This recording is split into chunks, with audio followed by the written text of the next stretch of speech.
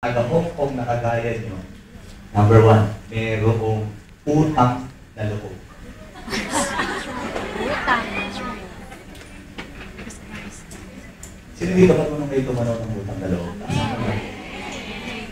Amen? Alam niyo po, may utang na loob po ako kay Pastor Joan, kay Pastor Elder. May utang na loob. Minahal po kami. Kami pong pamilya. Mahal po kami. Nararamdaman po namin yan. Hindi na sila hindi nagsasalita. Meron po kami utang na loob. Sino dito marunong ka namang tumanaw ng utang na loob? Sino dito nagawang ka na ng kaibigan mo ng magandahang loob? Sino dito yung lolo mo, ginawa ng magandahang loob ng kapitbahay na lolo din, hanggang sa ngayon, tinatanaw pa rin ninyong isang malaking utang na loob yun.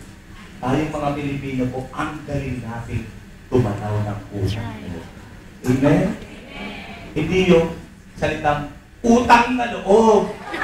Antanan mo na ako. Hindi yun. Ang ibig sabihin dito, ang mga taong naririto ngayon sa lugar na ito, huwag kayong lalabas sa umagang ito na hindi kayo marunong tumanaw ng utang na loob, number one, sa Diyos. Taas nga kamay, lahat may mga utang na loob kay Lord dito. Amen? Sabi dyan, but God demonstrate His own love for us in this. While we were still sinners, Christ died for us. Christ died for you. Namatay po siya para mahango po tayo, matubos po tayo sa ating mga kasalanan. Utang na loob mo ang buhay mo, hindi lang sa nanay mo at tatay mo.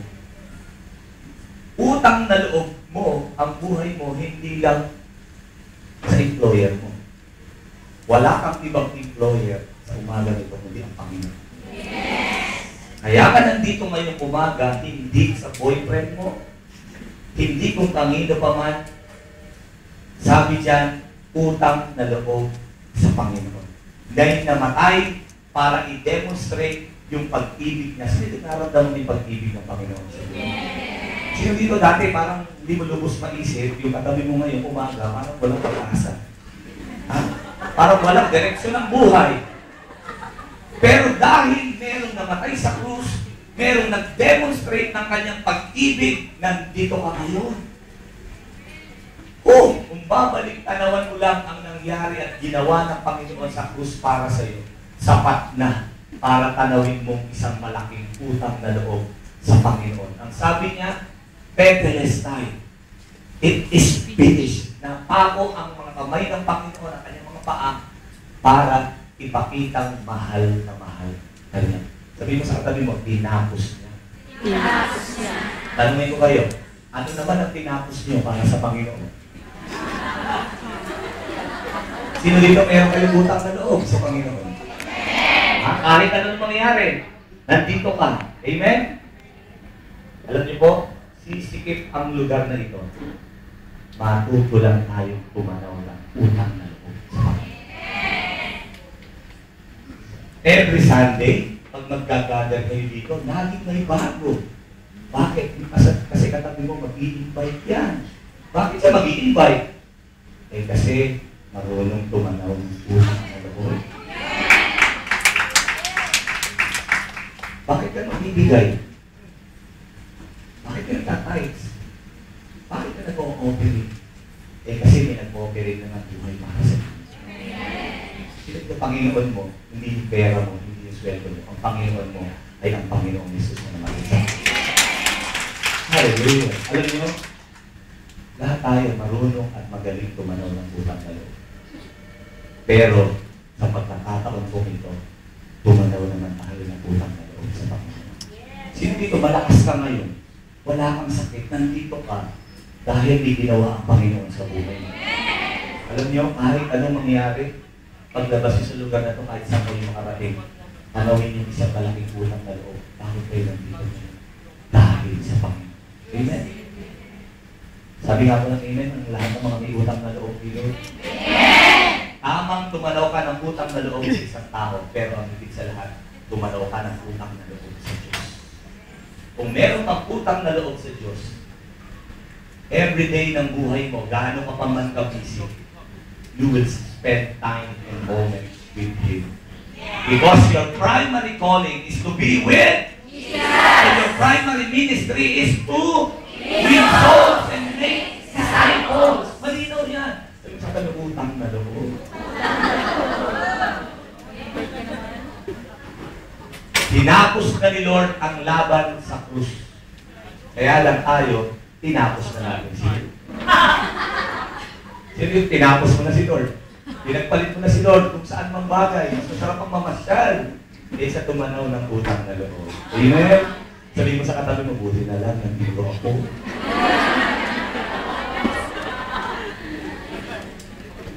Sabihin mo sa katabi mo, nandiyan ka ba? Number 2, lahat ng RPC family hindi lang marunong tumanaw ng utang na loob. Marunong din unahin si Lord. Woo! Panalo! Pag-inuna mo si Lord. Hindi dito, tinan mo yung katabi mo, panalo na yan. Kasi inuna niya si Lord ngayong umaga. Nihira, papunta ng Ocean Park yan, inuna si Lord dito. Amen! Sabi dyan, but seek ye first His kingdom and His righteousness, and all these things will be given to you as well. Ano man ang pangangailangan mo, ano man ang panalangin mo, ngayong umaga, dahil inuna natin siya, ang kasunod nun, ibibigay niya ano man ang iyong pangangailangan. Sino ko ngayong umaga may pangangailangan ka sa Panginoon? Yung pangangailangan mo, hindi minsan kaya ibigay ng employer. Pero ang employer mo, who is the King of Kings and the Lord of Lords, kaya ibigay ang kailangan mo. Amen? So, sabihin sa katabi mo, unahin si Lord. Unahin si Lord. Grabe.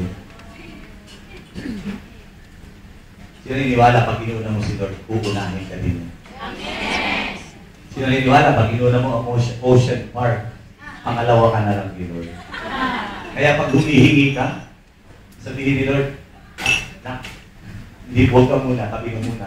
Ito, uunahin ko si Sister. Sister, ang pangalan mo? Bella. Bella. Bella, ikaw muna. Dahil ikaw, muna sa akin, uunahin kita. Pero ikaw yung katabi mo, mamaya na yan. Kasi kung sino-sino inuuna yan. Okay? Mamaya nasa worldwide, mamaya nasa gilid, nasa tabi-tabi. Sino dito, inuna mo ngayon si Lord. Grabe, sino naniniwala, mas mahalaga si Lord kaysa sa Ocean Park at Disneyland. Amen? Parapakan natin si Lord. Sige po. Sino naniniwala, pag inuna mo si Lord, hindi ka niya papangalawa, hindi ka niya iuhuli. Uunahin din ni Lord ano man ang pangangailangan. Amen? Sino naniniwala dito, pag nagbibigay tayo sa Panginoon, pag nagkakaloob tayo sa Panginoon, pag inuuna natin siya, pagdating pa lang ng sweldo mo, Lord, ito po ang para sa iyo, uunahin kita. Hindi mo pwedeng bawasan, hindi mo pwedeng kupitan, hindi mo pwedeng hiramin. Sa iyo to, Lord. Amen? Nako, yung iba, pagsikas mo na to. Pabili mo na to, pabili mo na to cellphone. Tingnan mo, pag nakailangan ka na, Lord, ako naman yung pangangailangan ko. I will never let you go. I will never let you go. May pakanta-kanta ka pa, may paiyak-iyak ka pa, may paluhod-luhod ka pa. Pero pangalawa lang naman siya sa buhay mo. One time ko nag-withdraw. Siya may ATM dito. Hindi ako sa ATM dito. Sa atin, withdraw po ako. Tagal na po ito, mga siguro almost 10 years. Pagpasok ko ng ATM na ganyan, hinay ko 1,000 pesos. Walang lumabas. 1,000, pinindot ko ulit. Wala, lumabas. Niluwag na naman yung aking card. Pasok ko na naman. Ayaw. Pinay ko 500. Ayaw na naman. Ano ba naman itong ATM machine na ito? Ano ba yung ATM? Automated teller machine. Wala akong automated. Pasok ako sa loob. Kinausap ko yung teller. Sabi ko, ma'am, can you check my card? Bakit po, sir?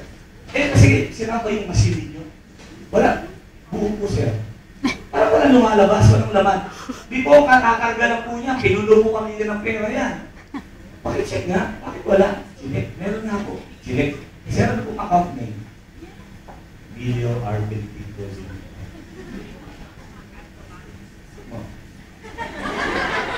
Pag sabi sa akin na ganyan, Sir, insufficient funds po. Wala. Umalis na ako eh. Napahiya ako. Alam mo, nung paglabas ko ng bangko, parang binatukan ni Lord. Sabi ni Lord sa akin, alam mo na, withdraw ka ng withdraw, hindi ka naman nag-deposit. Gusto mong punahin kita, pangalawa lang naman ako sa'yo. Kinutusan ako ni Lord na ganyan. Ako sabi sa akin ni Lord, anak, ito ang pakatandaan mo. Alam mo ba ang ibig sabihin ng ATM? O Lord, automated teller machine. Hindi. Ano ba po? Ang types mo! Ano ba yun? Gusto natin, withdraw tayo ng withdraw. Sabi ko sa katabi mo, ATM mo muna. Sino gusto mo i-bless na ni Lord sa lugar na ito? Grabe, sabi ko sa katabi mo, ATM mo. Ang types mo, hindi para sa'yo yan. Unahin mo si Lord. Amen! Pag inuna mo si Lord, maniwala ka, siya ang may hari, at siya ang hari, siya ang Panginoon, siya ang may-ari ng langit at lupa, kaya i-provide anuman pa ang kailangan mo. Prumbe na yun. Amen? Papatunayan ko sa inyo. 2 months ko ako nawalan ng trabaho sa Japan. Wala ko, di ako pwede kumexit. Pag kumexit ako, exit na ako habang buhay. 2 months, nandun kami, family ko. Yung anak ko po, si Lisa, nagkagatas. Alam niyo po ang nangyari? Wala akong trabaho. Pero mayroong mga tumatawag minsan, mayroong part-time. Alam niyo, for 2 months, hindi kami pinabayaan ng Panginoon. Hindi kakatap sa pintuan. May daladalang groceries, punong-puno, mayroong steak, lahat ang kailangan namin, gatas, nadulat, may kakatap na naman. Sabi ko, Lord, ibang klase ka talaga. Pag inuna ka ng mga anak mo, hindi mo kami mababayaan. Hindi ka naniniwala pag inuna mo ang Panginoon. Grabe, pupunahin ka din niya. Kaya amen! Grabe, uy, tigabulakan pa dito. Asa kami mga tigabulakan? Oo. Di ka kalumpit, may kakilala ako. Hindi na. Lord, pagkaanak lang yung inahin kong bako yan. Hati tayo. Bininig ni Lord. Nanganak, 12. Di ka G12. Salamat, Panginoon. Mapakabuti. Dahil apat ka. 6 sa'yo. 6 sa akin. Hindi lang times. Ito na po. Nung madaling araw na, natapakan yung dalawa, labas ang bituka. Kailangan pa na binabantayan yung baboy. Labas yung bituka. Lord, 10. 6 sa'yo. Sa akin lang. Diba?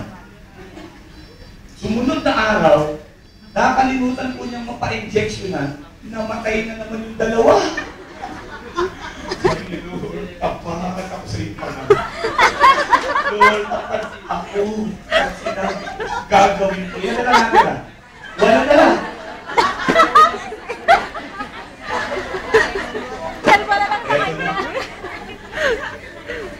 Madaling araw, binabantayan niya. Wala nang pamamatay. Wala na lang. Nakakatulog ba naman siya? Natagal na naman yung dalawa. Yung ulo, isa. Sabi ng dalawang biik. Sabi niya.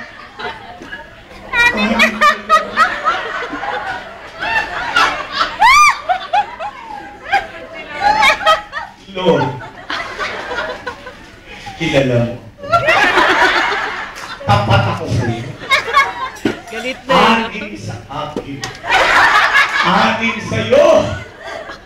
Kaya lang, kinuha mo na yung sa'yo.